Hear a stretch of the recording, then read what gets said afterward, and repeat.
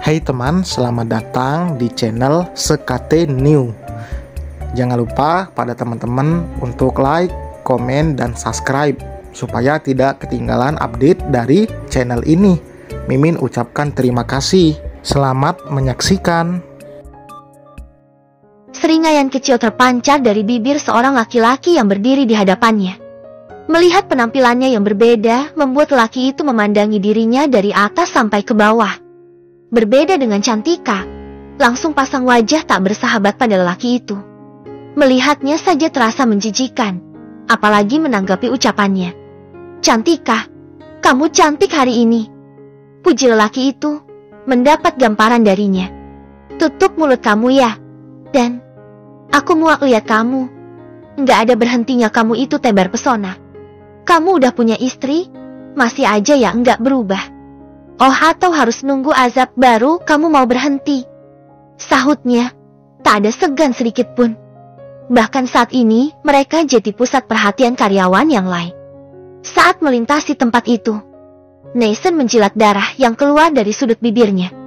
Tamparan Cantika mengenai rahangnya, sangat keras dan panas, juga melukainya. Entah mengapa hasrat ingin bercinta, memiliki wanita itu seutuhnya kembali menguak. Melihat penampilan Cantika yang jauh lebih segar sekarang, juga jauh lebih menawan di matanya. Rasa penasaran itu tersimpan jelas di benaknya, menunggu saat yang tepat mewujudkannya. Iya, Nathan merencanakan sesuatu agar keinginannya itu terwujud. Cantika buru-buru meninggalkan tempat itu, sampai ia kehilangan fokus, tak melihat ember berisi air pel di hadapannya. Ia menubruk ember itu, dan sebagian airnya muncrat keluar ke lantai. Saat diinjak, lantainya licin, tubuhnya ambruk. "Cantika, awas!" teriak seorang perempuan, berlari mendekatinya, menarik tubuhnya yang nyaris jatuh ke lantai. Degup jantungnya sudah tak beraturan, takut, panik mendera jeti satu, sampai tak berani membuka mata. Tak sadar kalau dirinya sedang ada di dekapan seseorang.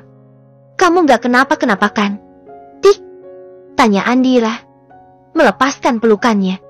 Cantika syok dan nyaris tak percaya usai mendengar suara orang yang menolongnya.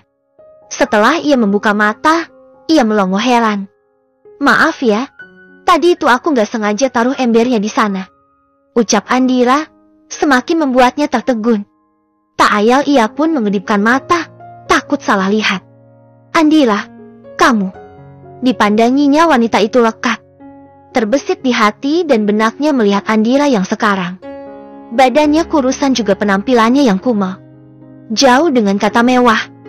Padahal dulu, Andira adalah sosok yang modis, selalu menjadi trendsetter di setiap penampilannya. Sekarang, ia nyaris tak mengenalinya.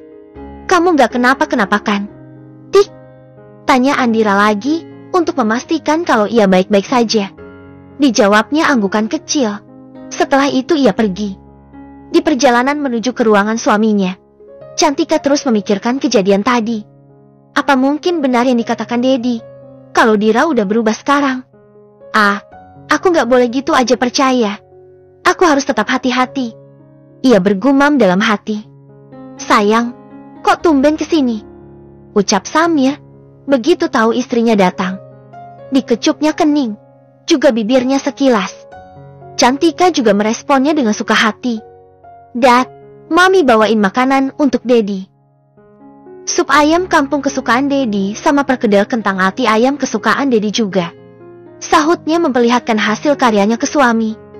Samir menelan ludahnya, melihat hidangan kesukaannya ada di depan mata. Ditambah semua hidangan itu dimasak oleh istri tercinta. "Makasih ya, sayang." Samir mengecup kening istrinya lagi. "Ih, lebay. Mami ambilkan piring sama sendoknya dulu ya." Cantika pergi ke dapur kecil, yang juga ada di ruangan itu. "Segini cukup." "Iya, sayang. Segini aja ya." Mereka menikmati santap siangnya bersama-sama. Momen yang langka untuk keduanya, bisa makan siang bersama. Karena kesibukan Samir di kantor. Selesai makan, masih ada sisa waktu untuk mengobrol. "Dad, tadi Mami ketemu Dira," ucap Cantika, mengusap-ngusap dagu suaminya yang sedang memangkunya. "Kenapa, Dira?" Yang, dia nggak sakitin kamu kan? Jawab suaminya. Tanya balik. Cantika menggeleng. Setelah itu pandangannya lurus ke depan. Mami kasihan lihat Dira yang sekarang. Dad, kurusan gitu badannya kayak nggak pernah makan. Cantika boleh minta sesuatu nggak ke Dedi? Ucapnya lagi, kembali menatap wajah suaminya. Apa? Sayang, kayaknya Dedi harus stop deh hukumannya. Kasihan dia, Dad. Ih, nggak nyangka banget kalau imbasnya sefatal ini, Dad. Ya emang sih dia udah jahatin Mami. Tapi Mami perhatikan dia udah berubah kok. Entah mengapa Cantika merasa prihatin dengan keadaan Andira yang sekarang. Mungkin karena dia wanita, tahu persis seperti apa rasanya dikhianati, sehingga tak tega melihat wanita lain mengalami hal yang sama, atau karena ia sebenarnya masih care terhadap Andira, sahabatnya sendiri. Terlepas apa kesalahan yang dilakukan oleh wanita itu kepadanya. Begitu juga Samir, bersyukur memiliki istri seperti Cantika. Ia berbesar hati memaafkan kesalahan putrinya. Lagian harusnya kan Mami berterima kasih sama Dira. Dad, karena berkat dia, kita dipersatukan. Ucap Cantika menggenggam erat tangan suaminya. Mami diberikan ganti yang Masya Allah. Luar biasa sabarnya.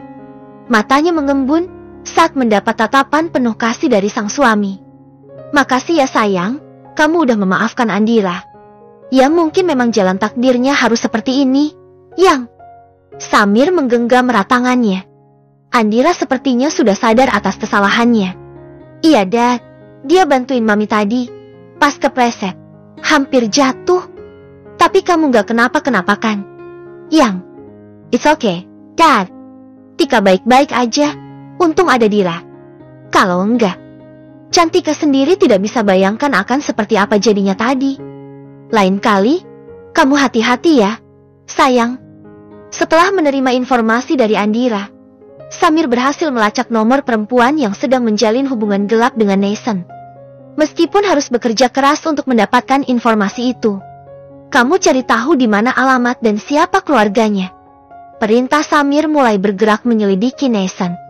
Mencari celah untuk memenjarakan menantunya itu. Kumalasari, dia tinggal di komplek perumahan elit, Jalan Nagoya, Jakarta Pusat. Ucap seseorang memberitahunya. Beliau adalah istri dari pengusaha asing yang menetap di Amerika.